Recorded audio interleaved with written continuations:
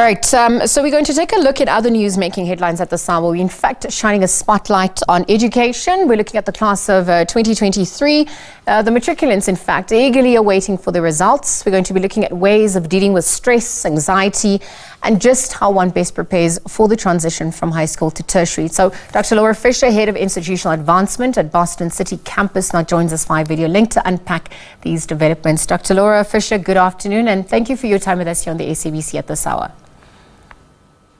Good afternoon to you.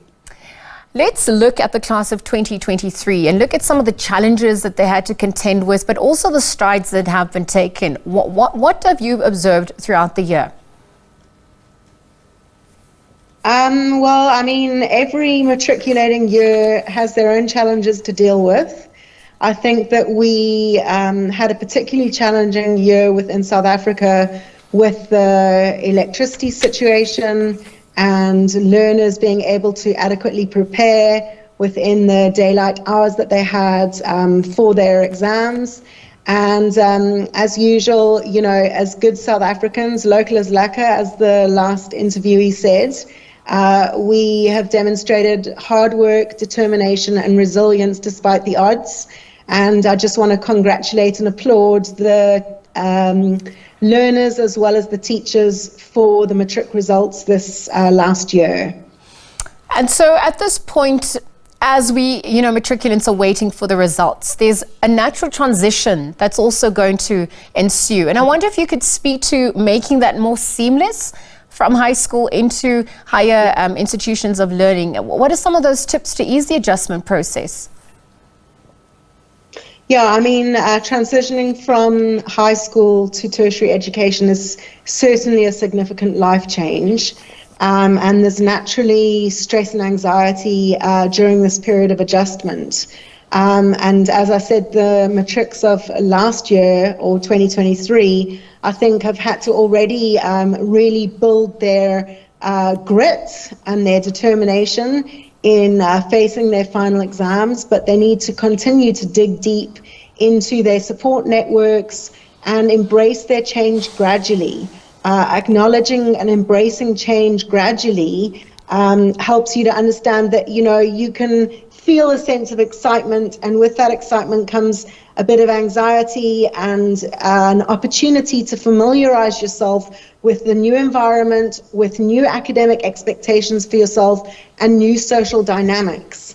So digging into your support networks, prioritizing self-care, prioritizing your mental health, and then obviously making critical life choices in terms of what to study next is really about educating yourself about your options, which I know when you open up your matrics, you will see, where some of your strengths are, where some of your limitations are, and these strengths that you see shining through in your reports will be guidelines or guideposts to you that light up the path for the way that you should walk in terms of going into either an online course or into a qualification such as a degree.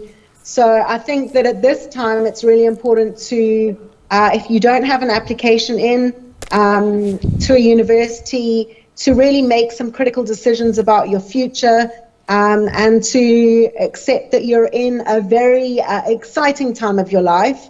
And, not to put too much academic pressure on yourself, also to congratulate yourself and to take a pause for the hard work that you have engaged with, but also to look forward to what's next in your journey. Well, absolutely. And perhaps you could also speak to the significance then of choosing the right course as a student, also the environment, even the skills gaps that the country requires at large. And also, if a higher institution of learning isn't an option, how else do we also best explore some of the additional options available? Yeah, I think that it's important to say that it can be quite overwhelming particularly if you are one of those people who hasn't had a very focused sense of this is what I want to do post-school. It can be quite overwhelming to look at the extent and range of available courses that there are out there. I mean, Boston City campus, where I work, is just one example of an institution of higher education that offers a range of different courses across multiple disciplines, and making a decision about which discipline to go into and which career path to take is obviously a critical one, and it should be taken very mindfully. There is, as we know, some serious challenges with our employment rates, and so the more you can gain theoretical knowledge, but also have an opportunity to apply that knowledge within the workplace environment, those sorts of things are really, really crucial as you look forward to your future. If you don't have the results that you've expected from your matric or your national senior certificate exams, I think it's really important for me to encourage you that there are many ways to make yourself more eligible for the qualification that you do wish to study. And for example, you can look at higher certificates, which can be completed in 1 year, which don't necessarily always require the same advanced level of mark allocation as perhaps entry into a degree or even a diploma. So higher certificates provide basic entry skills, and then there's also short courses that you can take, or you can actually get yourself into the world of work and start gaining some experience, which is absolutely critical. Dr. Fisher, what about the psychosocial support that's also needed on that front? How do you think we're faring in, supporting learners making that transition, just as we look at empowering the learner holistically and also developing their skills? I think that it is something that we as a country really do have to take very seriously, and that is the mental health of our young people. The state of mental health in South Africa is not one that is particularly good at the moment, and hasn't been for quite a long time. So the opportunities that higher educational institutions afford learners is access to student support services.